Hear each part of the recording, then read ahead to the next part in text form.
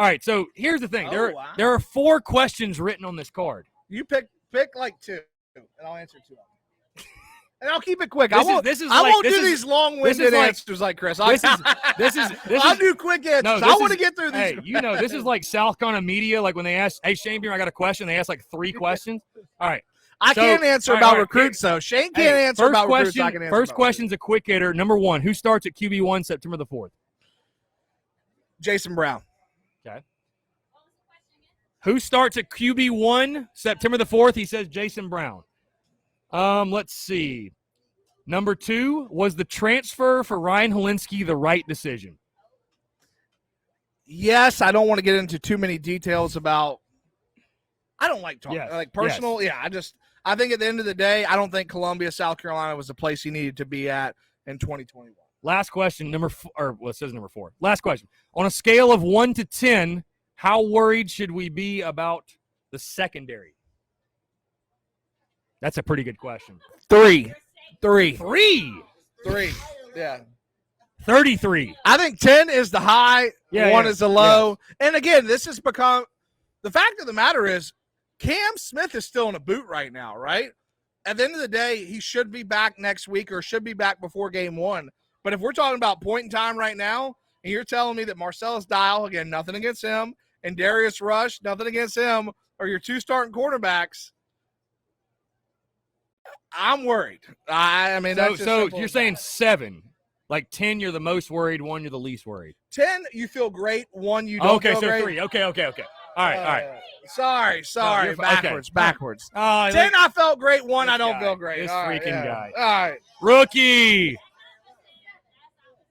Opposite. Hey, opposites attract. You never know. All right, here we go. Hit me. Let's go. I like this. All right.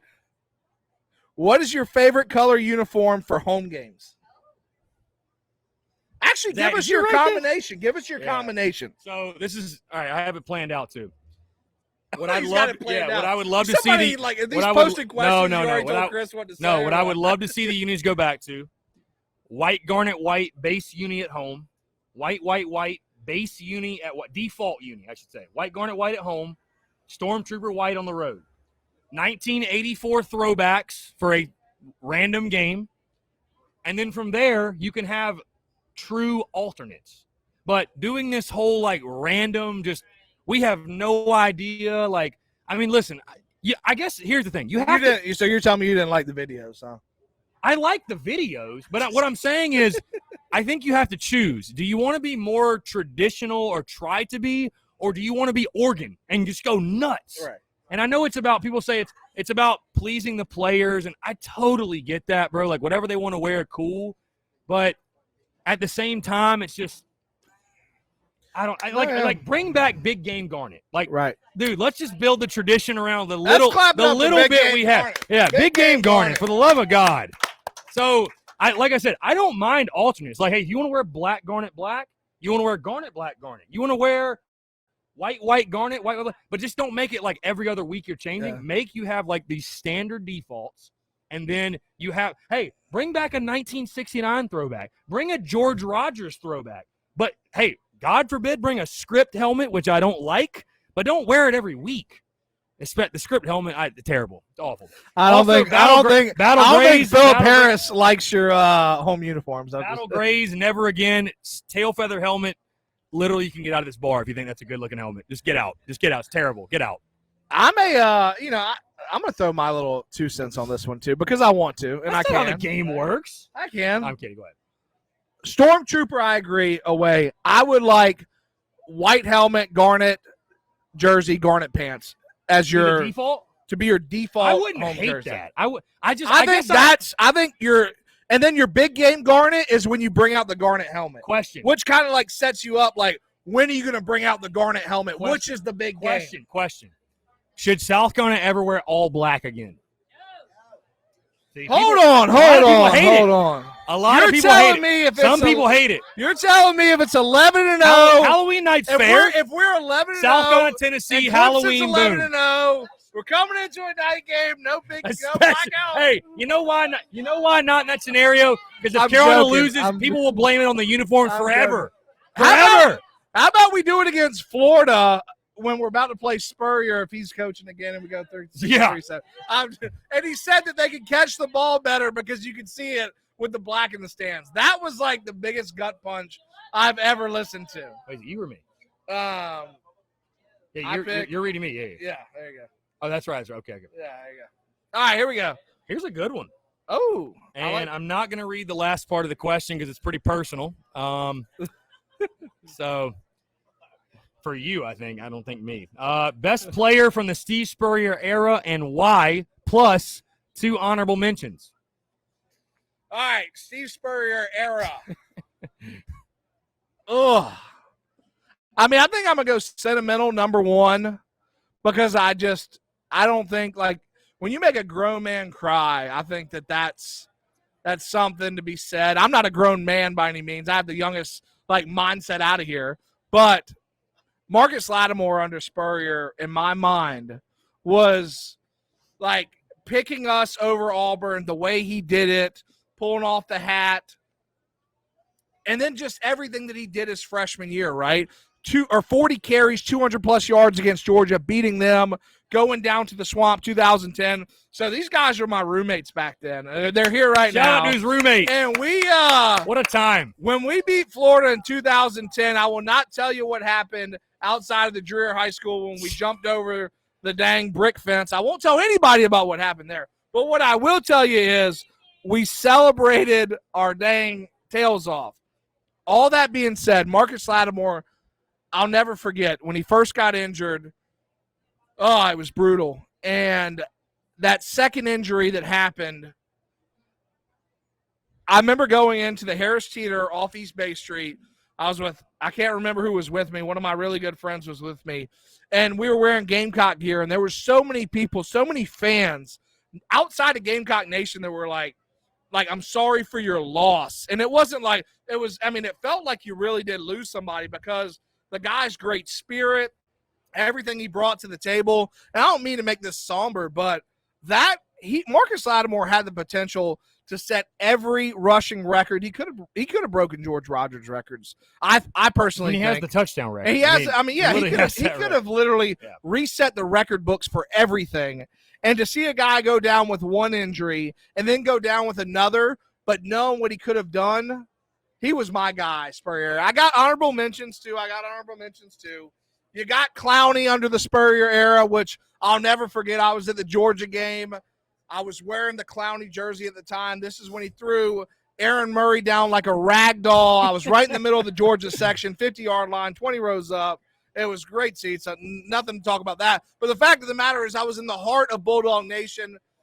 We about got in a fight with some older guys. But Jadeveon Clowney, when you can make Georgia Bulldogs feel that way, you're definitely part of my honorable mention.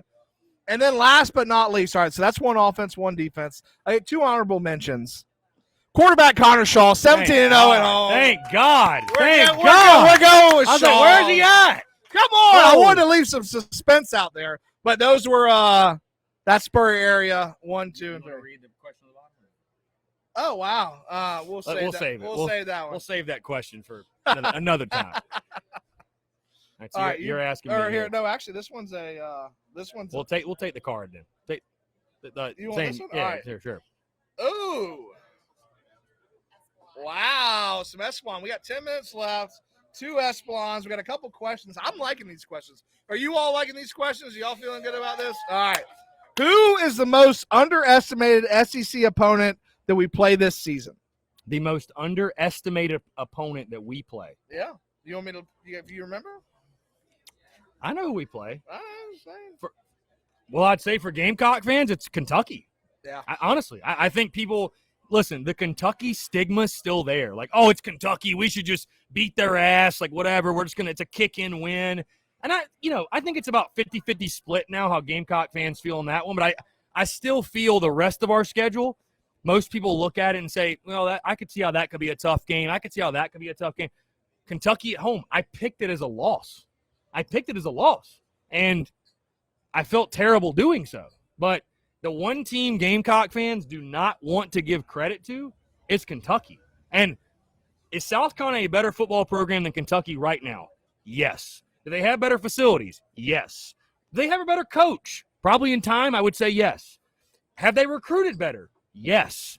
But honestly, there's no reason why Southcon should beat Kentucky.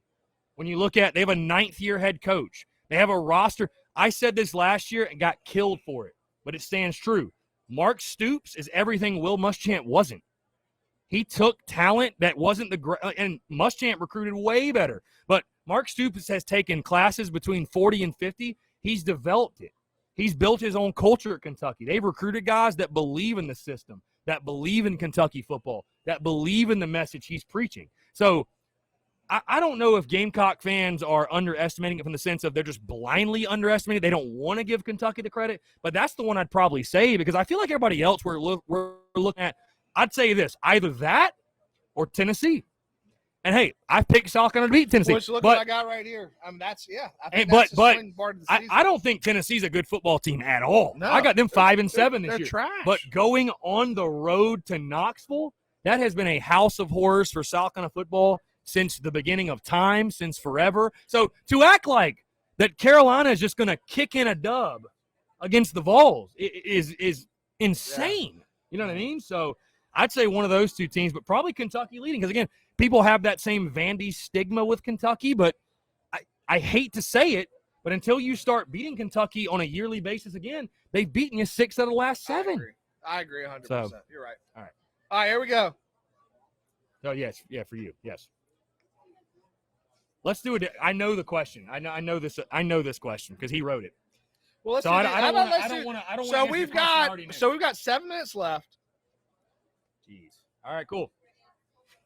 We get one Cheers question. To, hey, how about the Cox? Thank you all for coming out here. We got a couple questions left, but I want to cheers. Yeah. Let's go. Cox by 90. Let's go, baby. Woo! All right. Last 2 questions. Hit me. All right, here we go. This comes from our winner right here, by the way, of your hat. That hat looks pretty good on it you, does. Man. I'm not going to lie. How well does Gauthier have to play to steal the starting job, or does it even matter? So, well, I think it was either I was reading on the Big Spur, Gamecock Central, somebody was saying that he's got like a Blake Mitchell, Steven Garcia type, I don't know, like flair to him, but also the way he plays the game. I don't think that there's anything. If I'm looking at this right now, Doty's QB number 1. He should be back before. I think he'll be back that Thursday before the first game. You shouldn't play him there. Eastern Illinois, and I keep saying Illinois, whatever, should be a dang. That should be we should win by 70. Yeah. Maybe by 90. Maybe by 90. Yeah. Cox by 90. To get back to the point. Shake the place. You're sitting Doty out. I think Brown's QB number 2, which is why I say I think he starts game number 1. You throw a Zeb Nolan in here. Zeb, he's probably QB 3 at this point. And then Colton QB 4. I think it's probably the best way for us to – I guess the best way to attack his development is the fact that he doesn't see the field this year. But what he has to do is show command of the actual playbook, which I think is tough for a freshman. It helps that he's coming into a playbook that nobody else knows because it's Satterfield's. Everybody's kind of new to that one. But I think the best way is to not let him see the field this year because we've got Doty performing so well, and then either Brown or Zeb is the backup. I can see it both ways. I see it as it's almost like an NFL type situation where it's like you don't want to play the rookie too early because if they struggle early, you kill their confidence, right? You just kill their confidence. But at the same time, Zeb Noland is not your future. Jason Brown is not your future. I know Luke Doty is, but why not give Colton Gauthier a look? What if he goes out and has success? I would say this, to your point. He said, does it even matter? No, Colton Gauthier is not taking the starting job this year. He's just not doing it. Luke Doty's this team's quarterback. But I mean, can we not say week 1 is a battle for QB2? That's what it is. So they're all going to play. So I think they all should play. I mean, again, like you said, man, like we might see. I mean, there might. I mean, dude, I would say this, like if you're one of our quarterbacks and you can't go out there and have success, and they should just cut you. I mean, Dak Joyner will cut you. Dak Joyner will see the field before Colton does at quarterback. Right. So I think they'll all have success. I think that puts it in. You think so? You think Dak will? I think Dak would see it before Colton does. That's my perspective. Well, I mean, I'd like to see them all. I mean, at some point, I'd like to see them all. The first game against Eastern Illinois, that's when you're going to see them all. Right. But yeah, no chance. Good question. No chance. Here we go. At least you want a hat. All right, we've got a little bit of time left, and we've got we can go a couple minutes past 7. We of course can. Hey, with the super chat, Phil. Appreciate you, Phil. Phil, how about that? Phil is our rugby aficionado in the Daily Crow. For those who are out here to tune in, I've never seen anything like this. Yeah. They're like, you could donate money for drinks, and I think that's kind of pretty cool. So I've never seen that before. All right, here we go. Absolute best case scenario record-wise this year and worst possible scenario. So give me your ceiling and give me your floor. Realistic, best case, worst case. Be realistic with us, Chris. Don't lie to us. I think realistically, I would have said 8-4. I say 7-5 now. Yeah. Realistic best case. Now, if you want to say best case, everything works out how you think. 8-4. I say realistic, 7-5. Realistic worst case, I think you could go 3-9. If, again, that's worst case. I'm not even going to say what would have to happen, but worst case, you could go 3-9. I think, again, the truth lies in the middle, right? So, and I know this was a conversation we're going to get into at some point about, expectations for this year, but yeah, I mean, it worries me when people start talking about 8 wins, and again, they start talking about Kentucky and Tennessee and Auburn as these kick-in wins. It's like, this is a football team, a program that has won 6 combined games the last 2 seasons. And Shane Beamer, he might be I think he is a hell of a football coach. He might be Nick Saban, but he's a football coach. He's not a miracle worker. Yeah. He has the roster he has to work with. And so you look at it, I mean, hey, if Luke Doty turns out to be a more than serviceable quarterback, if somebody steps up at wide receiver, the running backs are the running backs, the O-line is a little better than expected. If the D-line balls as you think, the linebackers are plus, the secondary has some guys step up. Yes, all those things work out, and I think 7-5 can happen. Can I read this off right quick? Go ahead. Philip Harris just said, put the bong down, and I think that's hilarious. Yeah, no, Phil has said that many times. We are talking about the ceiling. This is not Chris's prediction. That's the point I like to make, but though. He said, put the bong down, when you say best case scenario, again, best case, hey, if you're in sales, right? All right, look, give me your projections this month. What's your best case? Yeah. Well, you better give a number that's way the hell up here. I mean, you're probably not going to hit it, but you should be shooting for it. But it's the best case, right? Don't sell yourself short. Let's look at best case. You're talking 8-4. All right, we lose to Georgia, A&M, Clemson, Florida, and Clemson. No, 8. Yeah. Okay, that'd be 4. So that means we beat Auburn, we beat Kentucky, we beat Missouri, which I think are reasonable. 8-4 is a possibility, folks. I'm just. Chris, I gotta put out fires. Spurs Up show next week. We gotta put out fires on Monday. Put out fires. Chris, I would literally. Everybody's gonna be tweeting out 8-4. Chris Phillips projection. Yeah, my predictions change. 8-4. You know what? Fuck it. 12-0. Let's go. Why not? Give me one more tequila. We'll go 12-0. Oh, baby, I love it. No, I just again I've picked 6-6. I'm firm with that. Luke Doty will be back week 2. I loved Shane Beamer's, his message last weekend of the doom and gloom, and don't be doom and gloom just to be doom and gloom.